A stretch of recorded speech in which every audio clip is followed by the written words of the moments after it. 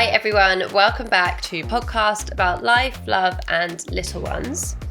How are yours this week, babe? So we've had a bit of a tricky week actually. My little baby Scarlett is a proper COVID baby, and so we're having quite a few problems with her just being picked up by other people and screaming the house down. Pretty awkward. Yeah. Like other kids or just no, just other adults, really? Even, my mum and, just everyone. Anyone that's not you. Yeah. So navigating our way through that. How about you? The kids are just waking up so early. Ooh. Like, they normally wake up around like between 6 and 7, like maybe by 6:30 I'm normally up with them, and that I'm kind of fine with that. They keep waking up at like 4 or 5 a.m. and sometimes like not going back to sleep. I'm not sure, maybe I need to like tweak their routines, or I don't know exactly what it is, but very tired. Well, you look great. You pulled it off. Really? I've got loads of under eye concealer. So today we've got a really exciting guest on, and I think the evolution of this guest is because we did an expert voice note from the last episode. So it's Madeleine Shaw, who's one of our oldest friends. I've literally known her since I was about 14. Yeah, and she's a nutritionist, and we asked her a question about kind of child nutrition, and we just got so many people kind of writing in, like wanting to know more, and I think that's kind of what inspired us to get her on as a guest to talk more about that. Exactly. So Mads is a nutritional therapist. She's an author. She's a yogi. She's so many things. She's a mum to Seamus, who's 4, and is absolutely gorgeous. And she's also one of my oldest friends. And I think because I'm at the stage where we just started weaning Aurelia, it really makes sense to kind of ask lots of weaning related questions, because we've got loads that our listeners sent in as well. Yeah. Also, Maddy and I are doing a kind of healthy kids food brand together. So, it's all kind of rolling into one, I think. And I think she's just got loads of interesting things to say on that topic. Yeah, it's good. We could talk to her for hours. We could. So I think we're also going to talk about just how we met. I think, we worked out 20 years ago or something crazy. That makes me feel so old, I can't. Totally. So we're going to talk about that and some funny stories there, and just how different we were there, and, just how we've evolved and those relationships have evolved. And also, I think relationships in general. I think Maddy's got a lot to say on that topic. I think it's quite a taboo topic that I don't think many people in the parenting space talk about, relationships with all different people in your life when you have kids. And so she's got quite a lot to say there. And of course, Mumlemmas. Yeah, so we're going to get her to answer our listeners' weaning related mumlemmas. I'm really excited for that. Me too. I've got lots of weaning questions as well. I'm sure she's going to answer them. Yeah. Should we get Mads in then? Yeah, let's do it. Here she is. Hi. How are you? Welcome to my basement. I know, I haven't actually been in your basement. Do you want to, it's kind of like awkward. Yeah. Take a little pew. Come and get comfy in the corner.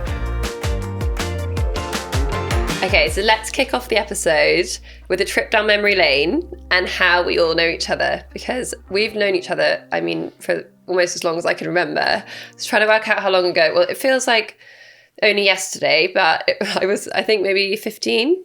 I think, 14, yeah, 15? I think it's more like 18 years. Oh my God, it makes me feel really old. Yeah, but feeling old. We met through Kaggy. Yeah, so I've known Kaggy since I was 4, and she introduced me to you, and I remember it so vividly. Okay, because it's a bit blurry for me. I know it was at a party, and that we were instantly friends, but I can't remember that much else. So yeah, it was at Finch's pub, which is on the Fulham Road, and old school. You were at the bar in this backless, really cool top, and I remember it was shiny at the front and then backless, and I remember thinking, who is this cool, awesome girl? So and cool. And your tattoo was showing. I did used to love a backless top. Was I wearing it just with a pair of leggings? Probably, yeah. You loved the leggings as well, yeah. As skimpy as possible. To be 15 again. And then we went to that party, and it was really weird. I think she was renovating her house. There was graffiti everywhere. It was graffiti everyone everywhere. was drawing on the walls and stuff. It was a bit like a rave in a house. Yeah, and then I think there was a boy, won't name his name, but he really wanted to kiss you, but you didn't want to kiss him. So then we had to share a bed that night. Okay. And then we became best friends. I love that story. Yeah, so you were like, can I sleep next to you? Because I don't want to sleep in the same room as this guy. And I was like, okay. You like rescued me. And then I rescued her. Oh, yeah. Great really sweet story. Yeah. So we've also known each other for 100 years. I think, so I hope you don't mind me saying this, No, but it's ours, fine. so you were my husband, baby daddy's ex. That's how we met. And I remember thinking, God, of all the people to be an ex, this stunning, gorgeous, like lovely person, you know. So so that's how we started. Yeah, I think it was outside Itsu. I Do you agree. remember I that? do. It was outside Itsu, yeah. And it was slightly awkward, but It was. Yeah, but it shouldn't have been. I know, but we were so young. I think you were 18. I was, either 17 or 18, yeah. So also a billion years. Yeah, so we've all known each other for so long. I know. Literally forever. A very long time. Okay, so on that note, there's quite a fun feature that we've been doing recently, which is called Bring It Back or Leave It in the Past. Okay. So are you up for it? Yes. What would you, if there was something from your past that you could bring back, what would it be? And it could be something to do with like fashion or beauty or just like... Or even that era that we were just all, that era. we all met, What would maybe. what would you bring back and what would you leave in the past? Okay, leave in the past, belt skirts. 100% Wow. agree. I just feel like I don't know why they were ever cool and why I really thought they were the best thing to wear out on a tube in public. And then bring back, I think, just dancing. And I know I can still dance, but I just loved, like, for me, that was because we all like went clubbing together all the time when we were younger. Most nights. So that's pretty much the only reason I went clubbing. I wasn't there for the after party or anything. I just loved dancing. Yeah. Yeah, we don't really get to dance anymore. Yeah. Unless it's like Not a enough. wedding. Yeah. And that's not the same. Yeah. I think that would be mine as well. Like just having energy. Like I would bring that back to just continually be able to, you know, go out and socialize and as you say, you know, dance all night long. And I think that is, I'd bring that back. Loved that period. What would you leave? I think I would leave all that makeup we used to wear, you know, back in the day, you know, pile it on, blue eyeliner. I remember that was a trend. Do you remember that? It was big. Yeah, it was the big huge. bouffant hair that we used to love. I loved backcombing. Right? I would leave that firmly in the past. What about you? So I would say, on that note, I would leave the kind of very deep, kind of slightly streaky orange tan in the past. You know, the kind of, you hadn't done your hands very well. You had streaks on your legs. You know, you hadn't even bothered to do your back. Like it was just a badly done at-home job tan. Don't get me wrong, I love a tan. But I now go for kind of like slightly lighter shade. And I'm very much all about it looking even and natural so you can't tell. So that would be my leave it in the past and bring it back. I think just getting ready together. Yeah. You know, I used to always stay at your house because I didn't live in London until I was like 18. So it would just be like, you know, being in bedroom or bathroom together or whatever in front of the mirror, like you put the music on. Yeah, I remember so clearly like walking down the street outside your house. We'd spent ages getting ready. It was like we were going out quite early. It was probably like 6 p.m. We were going out for like drinks. We were in tiny mini dresses, obviously no coat, heels, hair, makeup, tan, the whole shebang. And I just remember someone like driving past me like, put your coat on or something like that. We were like, we always did like Instagram shoots, didn't we? And we would go on the tube before your time. We'd be on the tube like dancing to a song probably on an iPod. Wow. Yeah, I have a real image of, do you remember I had those white like tassel leather boots? Yes, and that tiny black dress of mine you wore with love them. that outfit. It was such a good outfit. Bring that one back. I think before I grew that confidence, my mum's house has like a front garden, and what I used to is wear trousers and then have my belt skirt hidden behind the bin. So I'd be like, bye, and then I'd like walk down to the front of the garden and then do a little change. I blame Sienna Miller for that trend. Yeah. Right? It was so her era, wasn't it? Yeah, it definitely that we all copied. 100%. Yeah, not as well, sadly. Not as well, sadly. Obviously, since that time, a lot's changed. Like we've all become mums. And Mads, do you want to tell us a bit about your mum journey? And I know you always wanted to be a mum. Yeah, I think so. I don't think I like had thought about it that much. I I wish I was more of a planner where I was like, this is what I'm going to do this year and this is what I was going to do. But I think I'm more of a living in the moment. But so I, not very planned, became pregnant when I was 26. And sadly, I miscarried. And it was like such a strange thing. I remember we went to Ibiza, didn't we, when I was like 10 weeks or something pregnant. And like I was really like, I think it's one of those things like when you get a pregnancy test, you're like, and at Christmas, this is going to happen. And at this point in time, like the whole like spiral of everything, like it came out. And really sadly, I had quite a traumatic miscarriage where I started bleeding. I was actually in Berlin and I was like, oh my God, this is not good. We went to like 3 different hospitals. No one would see me. And then finally we got to this hospital and they were like, we're really sorry. We can't hear a heartbeat. And then I had to fly back to London and went to hospital and they were like, we can't book you into the procedure to kind of remove until 2 days. And then I went into labour. So I started like getting contractions. And yeah, it was definitely like such an awful, like traumatic week because it just felt like it went on. And like I was literally, my body was like trying to like give birth, but equally I knew I wasn't going to have like a baby at the end. How many weeks were you when this happened? 12 weeks. Wow. Yeah. And then I think I just like was like, I knew I just had to have a baby. And even though I was quite young and like no one was having a baby at this point. I mean, even still now, I don't have that many friends with babies.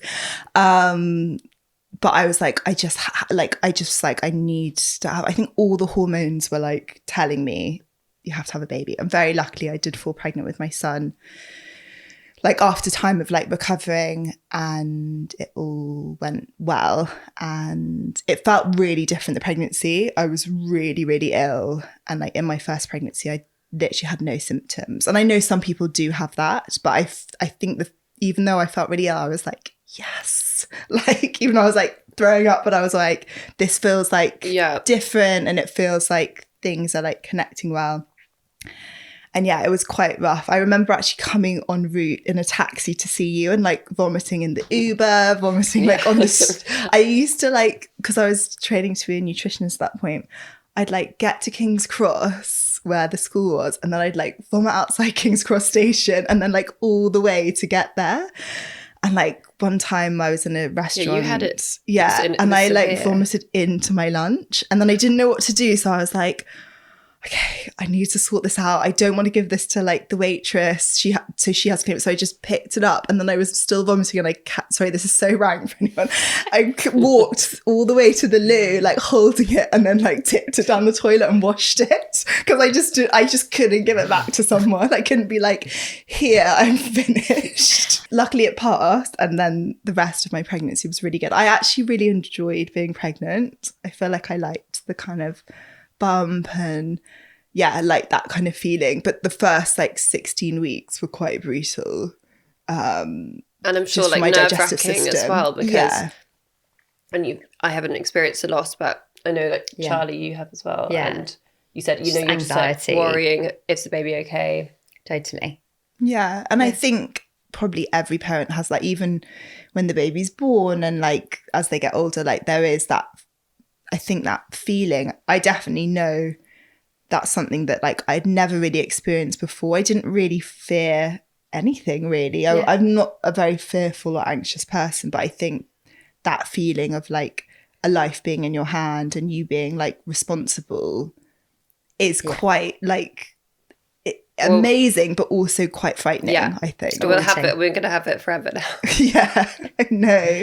Especially when you think about yourself as like a teenager, you're like, oh god. Yeah, I can't now a responsible mum. How did that happen? So how old is Shay now? He's 4.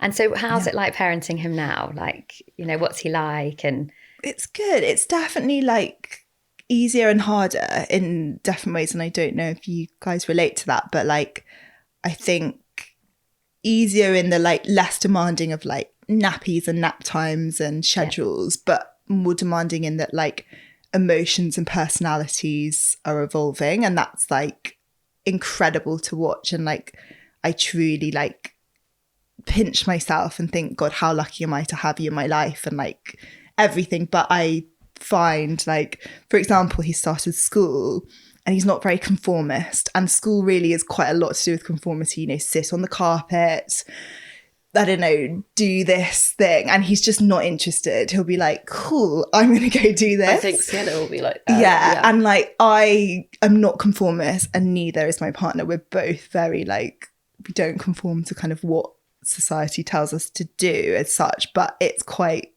challenging. So I'm definitely learning to be more patient with that, because I definitely find that difficult. I naturally wouldn't find it difficult, but probably just because of school and because he's got to do these things and then his teacher will tell me that he's not done it. I find that quite hard. Do you relate to his character though? Yes, definitely. I can see it and I can understand it and I can like embrace his feeling of like, and I know it will evolve into such a wonderful like sense of identity and like, you know, being able to like create your own life and do things without having to have someone there telling you what to do. I think it will be a beautiful trait long term. I think it's just managing it at the moment. And as a parent, do you encourage that outside of the school environment? Do you encourage him to be himself and a free spirit? Definitely. I feel like I'm not, particularly strict or kind of have things be done in a set way. So yeah, I think I do embrace freedom. I think freedom is like a value I like to live by myself and then like to give him as well. But yeah, it's going good and I really am enjoying it and I'm loving him becoming more of like his personality and his opinion on things and like doing things together and just what his opinion is on stuff and the conversations that we have. It's really gorgeous. Yeah, I'm not at the stage. You've both got 4-year-olds. I've got a 2-year-old who can say a couple of words in a row. So I can't quite imagine yet having a full conversation. It's amazing to watch the evolution. Yeah. And it will. I bet it will happen before you know. Oh, she's going to be so sassy. Talking back. You wait. Yeah, no, it's exciting, and I always believe that you've got to like embrace the stage that you're at. You know, I feel like loads of people are always like, oh, I wish I was young again, or I wish I could have my child at this age again. But I think it's all about just embracing like who they are in that moment, because I think in parenting you can constantly be like wishing for the future or wishing for the past. So true. And not living in like and embracing that age and that stage. Easier said than done, but I think it's like a mantra and a thing that I like to come back to for sure. So we wanted to talk to you about relationships and just how they kind of change and evolve as you become a parent. So I guess with your partner and your friends and, you know, your parents and, you know, all those different relationships in your life. Like, how have you found that? I think that's definitely something I wasn't prepared or like had educated myself. I feel like there's so much information on like books on like sleeping and like looking after, and even there is a conversation around looking after yourself. But I think what I definitely didn't realize is just the impact on everything else.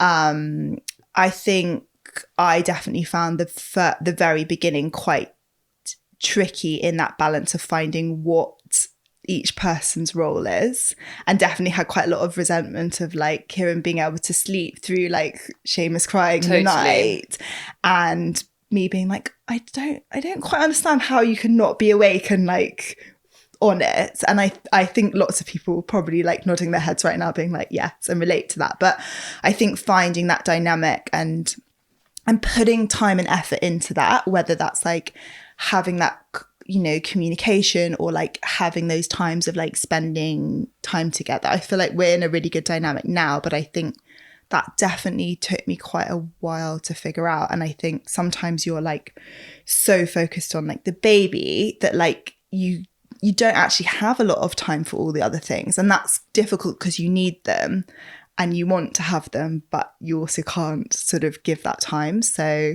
I wouldn't say I'm an expert in knowing how to do this, but I definitely found that challenging. I think I appreciate my like family as in my parents and brother and sisters so much more. And I feel so grateful like living really near them and like, I don't know, even just like my sister and my son's relationship, how close they are, and like how much she loves him, like all that. I don't know, it really, I feel like that expansion of unit has been really amazing. Yeah. And what about friendships? Like, I know we've spoken about it before, but like, have you found that they evolve, and especially school age children? Yeah. Do you find that your friendship groups change, and how have you found all of that? Yeah, definitely. I think friendships have changed. I feel like I was unusual because I went to university in Australia, and when I came back, my friendship changed so much. Like, I think I had changed a lot as well. Like, I wasn't really drinking, and like I was, into yoga and stuff like that, and other people maybe weren't that into it. But I think I had gone through this change in relationships quite early on, and like a lot of friendships kind of moved and changed. So I felt it wasn't as dramatic when I became a mother, because I think I knew that's what happens. I was like the first of anyone I really knew to have children, so that was quite difficult to kind of you were have the youngest. That new change in lifestyle when no one else was going through it. It's definitely something I'm thinking about a lot more now, but maybe in the first year I didn't think about, if that makes sense, because I think I couldn't have that capacity to. But I think it's definitely something that I think people should be speaking more about, because I think it is quite challenging. And I definitely found it quite difficult how some friends were just like not interested in my child, and I was like, how can you not be obsessed with them and love them? And they're like, yeah, I just kind of want to see you not that interested in your kids. And I was like, oh, like that was definitely quite difficult for me, because I was like, how can you not? This person's amazing, but you have to remember that like everyone's like on their own journey and doing things in their own way, and might not have the like capacity or space or interest for it, and it's not a reflection on you. I don't know. How about you guys? What do you think? One thing I find hard is having like a lot less time once you have kids. And I used to like come over to yours all the time. Yeah. Like literally all the time. And I haven't even been to your new house, and you've been there like how long? A year. Yeah. Like, I promise I'm coming. But like, I have moved further away though. It's difficult. Like once you've got kids, and you've got to factor in nap times. Okay, one of them like screams in the car. I used to be literally like scared to go anywhere with her in the car because she used to scream. Luckily doesn't now, but you've got to factor in different schedules. It just gets more complicated, and you'll be on a WhatsApp group with other mum friends trying to plan a date when you can all meet up, and it's literally in 3 years' time. It's so true. It's so true. You're like, actually, let's not bother. Yeah. Didn't like you anyway. You're like, it's too stressful, let's just leave it. Yeah, I think those things you just have to say, this is the date, come or don't come, and that's it. So I think those are the things you have to do. But if you don't come, I might never see you again. So it's up to you. How about you, Charlie? How have you found it? I definitely think, it evolves. And as you say, I think when your kids start school, I think, you just make different friends. Yeah, that's I think it's actually something that my mum told me about. She was like, you will make different friends, and they'll come into your life with a different energy, and just embrace it. And you've always got your old friends there that you've known forever, and you can sit on the sofa and eat a pizza with. But then you've got your new friends that bring, something entirely different. So I'm definitely kind of rolling with the mum journey, and I love it, actually. How do you find like the confidence to meet new mum friends? Because I got really blown down. I don't know if I've told you this story. No. So met this I don't want to give too much away on her Aussie mum. That's not giving too much information. She was Aussie. I was like, I used to live in Australia. I was like, we've got this connection, our kids like got on really well at nursery. So I text her. We were on a WhatsApp group, but I text her like privately outside the WhatsApp group, and I said, would you like to get together, like get the kids, put us in there? And she just like read the message and like never wrote back. And I would like have to see her at like pickup and stuff, like, hi. And like it definitely really threw me. Like, not not that I'm the greatest friend in any way, but I was like, whoa, like I've not been used to someone not wanting to be my friend, or at least just go on a play date with me. And I definitely like rocked my confidence. You felt pied by a mum. Definitely felt really pied. Savage. Like I was like, oh my God. But I have still continued to meet up with other mums, and I've put myself out there and been like, do you want to do this? And it has been met well. I think you have to. Yeah. It's like, it's like dating all over again. You just have to kind of just go in and hope that, they gel with you, and 100%. Otherwise it can be a lonely old journey, right? If you don't have, any of those mum friends, you just have to go for it. Yeah. And I think if you're only friends with them for a little bit while it suits the current stage you're at, because your children are exactly the same age, and it's comforting to go to like a class with someone else rather than like on your own, and you maybe are only friends till your children go to school, and then you don't live in the same area anymore and you never speak again, that's fine. Yeah. They were there for a time when you needed them. They don't have to be your best friend forever. So true. Sometimes you just, those mum friends are important. You can make them anywhere, like just at the swings, like just, open yourself up for it. Do you think you intuitively know if you're going to be friends with someone? Like, do you think you can like spot them in the playground and be like, we're going to connect? Well, I think you start with just anyone. I mean, I definitely did, So right? This is, you just anyone, like literally anyone, just to say words to me, like, because I've been up all night and not TV. And then eventually it gets more picky, right? You kind of get your crew. People? Yeah. I think that's what happens, isn't it? Yeah. But I've definitely been in situations where I'm just invite myself round. I've been in some random person's house for hours and hours, and look back now and I'm like, oh God, how embarrassing. She's like, it's summertime soon. Yeah. You're like, my husband's coming home. So true. And what about like, can we talk about like sex life and things like that in relationships? Like, I think it's a really interesting topic, and I don't think it gets spoken about enough, but just, sex and mum life, like. It's very different when you've had kids, for sure. Very. I think it's almost impossible for it not to change things, even if it's just for a period of time. Totally. Yeah, and I think it depends on your birth, doesn't it? I mean, I feel lucky I had a good birth, but I guess if you didn't have a good birth, you can feel less comfortable having it, or it can feel more uncomfortable. I mean, I think it's with sex, with everything in relationships, it's just about communication. And I think what I love about getting older and with sex is I feel much more confident in like communicating what I want, when I want it, like, you know what I mean? But like, I feel much more empowered now as an adult in voicing those things, which I really like, because I feel that I definitely wasn't confident when I was younger about it. I was actually went for supper with a friend last night, and I was saying I definitely was, God, this is so much more too interesting. I was definitely having sexual experiences before I was a sexual person. And I don't know if anyone can but I feel like I didn't embrace enjoyment of sexuality until I was old, maybe 19, but I was definitely having sexual experiences for a fair few years before that.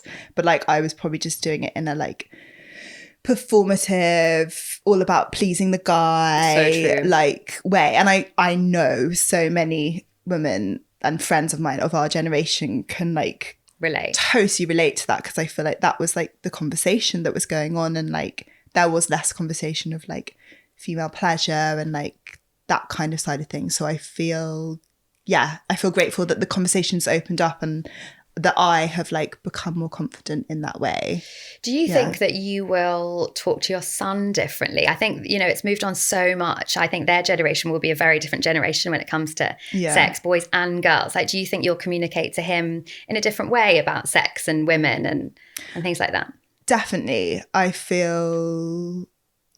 definitely think that, when that conversation, the time to come is, it's probably quite weird to think about your son having sex. Probably, but I think as a mum, it's probably quite weird. I mean, he's only 4. But you're probably both I never ever want to have to think about that ever happening. I feel like he probably won't enjoy me having a conversation, but maybe it's a godfather role or a dad's fishing trip. I don't know, not that I can imagine them fishing together, but I feel like maybe it doesn't have to be me. But yes, I definitely think consent, I think not just going after your own pleasure. Like, all these conversations are important to have, but I think the conversation that I feel like doesn't seem to have got through just from some of the schools that I've seen recently is that consent thing. And that still seems to be a problem in the kind of teenage schools, with boys kind of not seeking consent. So I think that's definitely a conversation that I would want to have with him early on. And it should really start at home. Yeah. And, even from a like holding a girl's hand, or, it doesn't have to be actual sex. It can be just that kind of physical contact. Yeah, physical contact, because I think that's where it starts, right? And then it elevates. So I think kind of having that conversation is important. But yeah, awkward. I'll definitely be cringing when it happens. Good luck with that. I'll get you to do it, Charlie. Oh, perfect. He's really going to appreciate that. It's time for Mumlemmas. So we've got a little thing called Mumlemmas. Do you know what a Mumlemma is? I feel like you should explain it first. I kind of getting it, but why don't you go for it? It's basically a mum dilemma. So, mums, we often find ourselves in situations where we have to make decisions all the time, and, you kind of don't know which way to go, and you don't know what to do. It could just be, anything from your child not sleeping to a reflux issue to, my child takes a snappy off and smears it all over the wall, help. And we get loads of our listeners coming to us with like weaning questions. And obviously we're not experts. You're a qualified nutritionist, and I'm always asking you for advice on nutrition, whether it's mine. And I've asked you lots, like with Sienna when we started weaning, and Aurelia's just started weaning as well. So we thought this was the perfect time to actually have a kind of weaning themed Mumlemma special. So I've got some here that our listeners have sent in. So can I just read them out? Let's do it. Okay, here we go. Here's the first one. Okay, am I overfeeding my baby?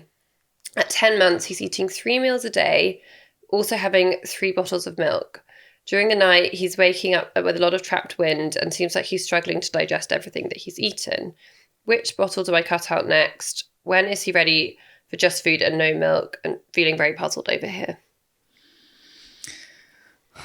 Gosh, I'm not sure if I know the exact kind of timings of it. I really think it is based on your child. I think children are quite different to adults in the sense that they will eat as much as they need, whereas we kind of might overeat or undereat based on that day or what's going on, whereas I think children are much more intuitive. So I get the impression that is what he needs. I think with milk, it's something that you want to continue until they're 1, but why don't you try and take 1 bottle out and see how you go? In terms of the trapped wind, that doesn't necessarily mean it's that you're overfeeding the child. It might be that some of the food is not agreeing with him. It might be some form of digestive discomfort that's not necessarily overeating. It's the way it's being digested. It's quite hard with children because they don't often chew their food. They sort of wolf it down, and that comes down with lots of air, and that's often what causes the gas. So you could try like baby massage before he goes to bed to kind of get the wind out, and also kind of get some movement after he's eaten. So he eats and then he kind of runs around rather than go straight to bed on like a full stomach. But yeah, I feel like I don't think that it sounds like you're overfeeding him. But if you are really worried, obviously check with like a nutritionist or your GP. But I think it sounds more that he's gassy than he's overfed. But it's always quite hard in these short snippets to give a proper evaluation of it. But I think also trust your gut. Do you know what I mean? Like if you are feeling there's something wrong, then you probably know best. So maybe like change some things around that works. And, lots of things like beans and kind of fibrous foods, even though they're very good for us, actually children shouldn't have too much fiber. So maybe reduce the amount of fiber in the diet, and that might help as well. Are there any particular foods you think that cause kind of discomfort, in that young age group? I think it's so dependent on the child. 100%. I think so. Like it is as adults, right? Some people can eat avocado and feel great, and some people can't. I think fiber is a gassy thing, and for children they say not to give them too much fiber because it makes them too full, and then they don't eat as much, which is kind of what you tell adults to do, so they don't eat as much. So it's kind of confusing, but fibrous foods and like things like cauliflower and like garlic and onion and stuff like that are quite gas inducing foods, but they're also really good for you because they've got prebiotics, which is good for your gut bacteria. So it's quite hard with gut health because so many foods that are good for your gut and improving that microbiome also do cause gas. So it's quite a tricky thing, but you can get like baby probiotics. I was going to ask, would you recommend maybe a baby probiotic? Definitely. I feel like vitamin D, baby probiotic, and when they get a bit older, depending on their age, omega-3, those are the kind of things that are really good. And often we're not getting enough of, because getting your kids to eat oily fish really depends on your child, but they might not be getting enough of it, or like nuts and seeds and other things like that where you get that omega-3 in. But omega-3 is really important, and iron as well. Those are the two things that often babies aren't getting enough of in that first year. Super interesting. Okay, I've got another one. So my 3-year-old only eats avocados as her form of veggie or fruit. She also drinks apple juice, but that doesn't count. Should we keep trying her on different foods, or just wait for her to decide what she likes? We've been trying for over a year now. Help. That's really hard. And there are some children that are like that. My nephew is just like that. Like, just fruit and vegetables are just not a thing. So what they do is they make soups, they put it into the bologneses. I think it's all about the hidden veg. Hidden veg. This is our speciality now, I was going to say, which is where Rumble Toms, which we'll talk about in a sec, the inspiration kind of came from. But I think, number one, you're not alone. I think there's loads of children out there that just don't like it. I would say, first to start with, do it all in hidden. That's blending in the smoothie. You know, the vegetables that I love putting in smoothies that I find are really taste free and easy is courgette and cauliflower. So chop them up, put them in the freezer, and then just chuck them in almost like ice cubes. And then you can put in whatever. You could put in like chocolate powder and banana just to make it a bit more like exciting and delicious, and then blend that up. And that's a really easy way to get those veggies in. I do it for myself as well. And then, you know, put loads and loads of like vegetables in to make a pasta sauce. Maybe it could be like celery, tomatoes, courgette, red peppers, sweet potato, cook it up and then blend it as your pasta sauce. And then you can give that like 3 nights a week. And yeah, in your bologneses, in everything you can, like how many different vegetables can you get in? But also alongside that, keep putting it on as an only vegetable. So like still have it there, because at the end of the day, like when they go to school and when they go to people's houses, they're going to see the vegetables. They're going to see the vegetables, and they need to like be okay with it. And there's lots of like, I like kind of like freeze-dried strawberries or freeze-dried broccoli. Like there's kind of lots of different like textures and different ways for them to start eating the same things. But I would persevere, keep going.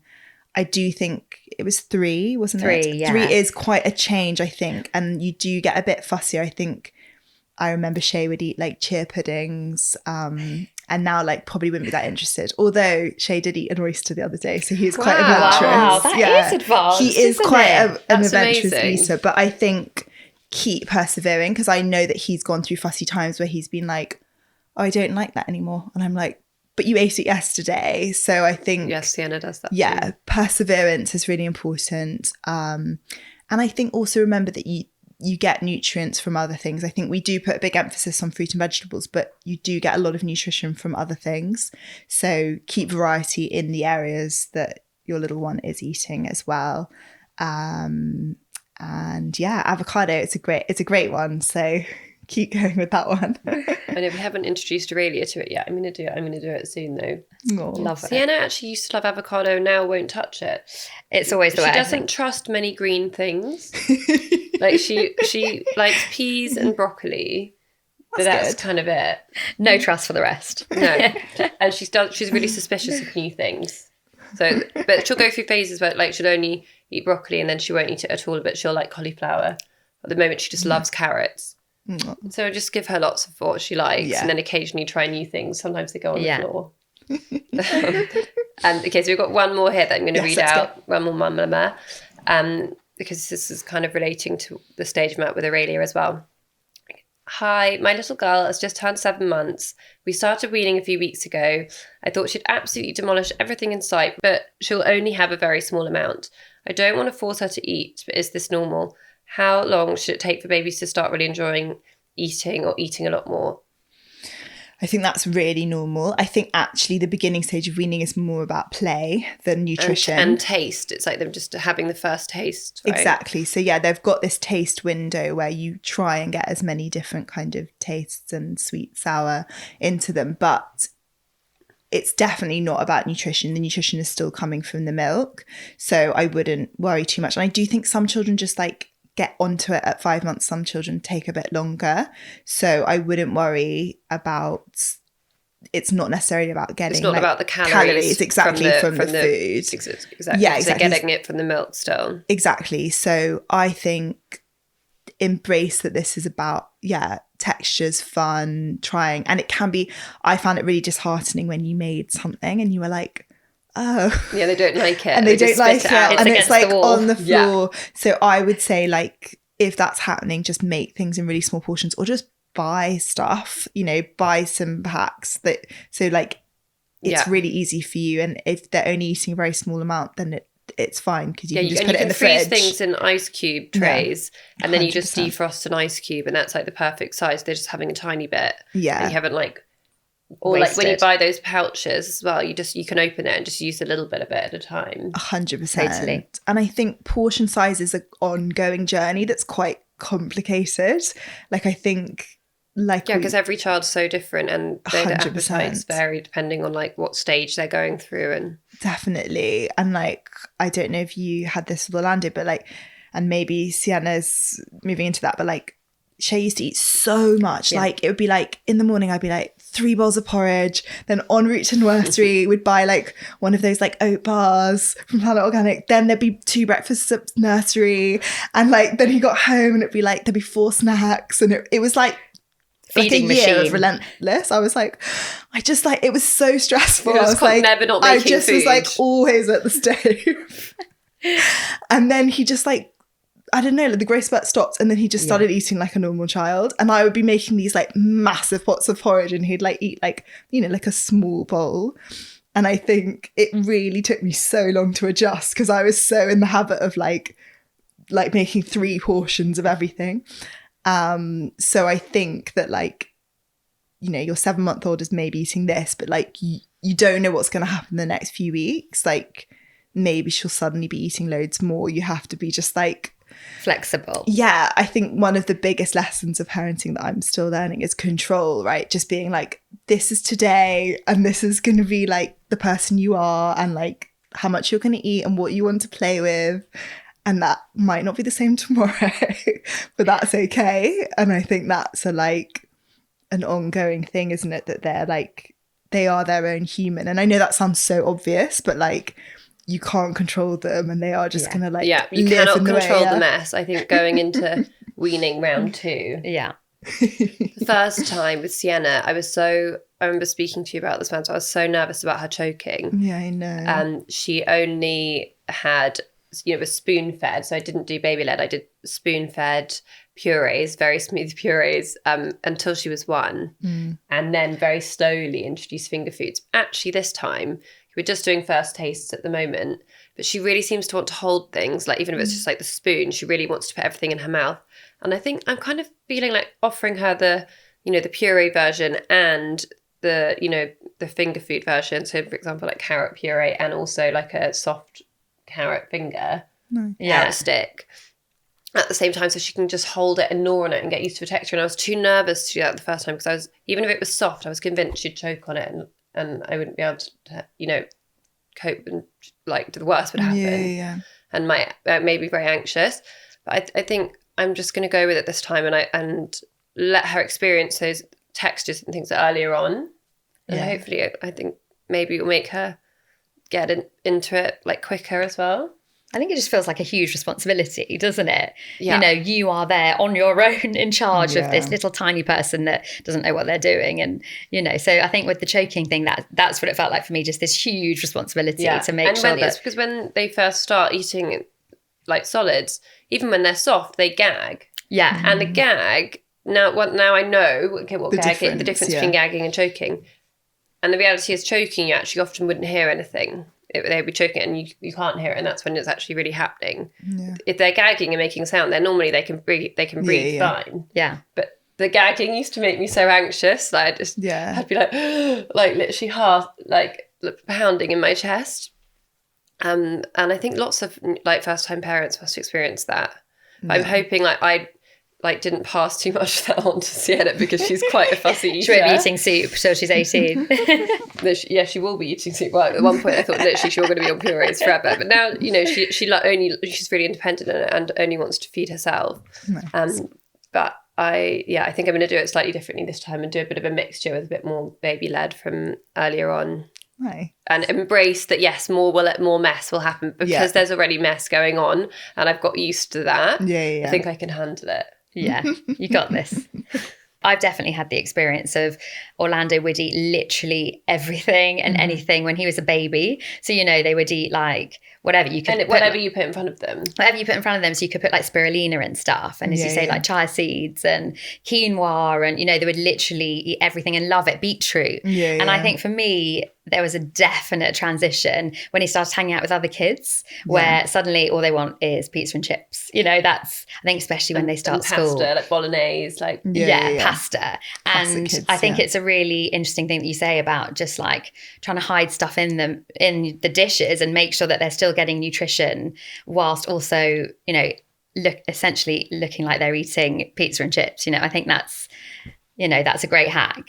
And I think it's one thing that we've like really worked together on to try and, you know, we've created a brand together. Can you actually tell me a bit more about it? Because I know that you guys are working together secretly, and making me a bit jealous for you guys hanging out without me. I'm only joking. I'm very excited that you guys are working together. And just tell me a bit more, because I actually don't know. You go.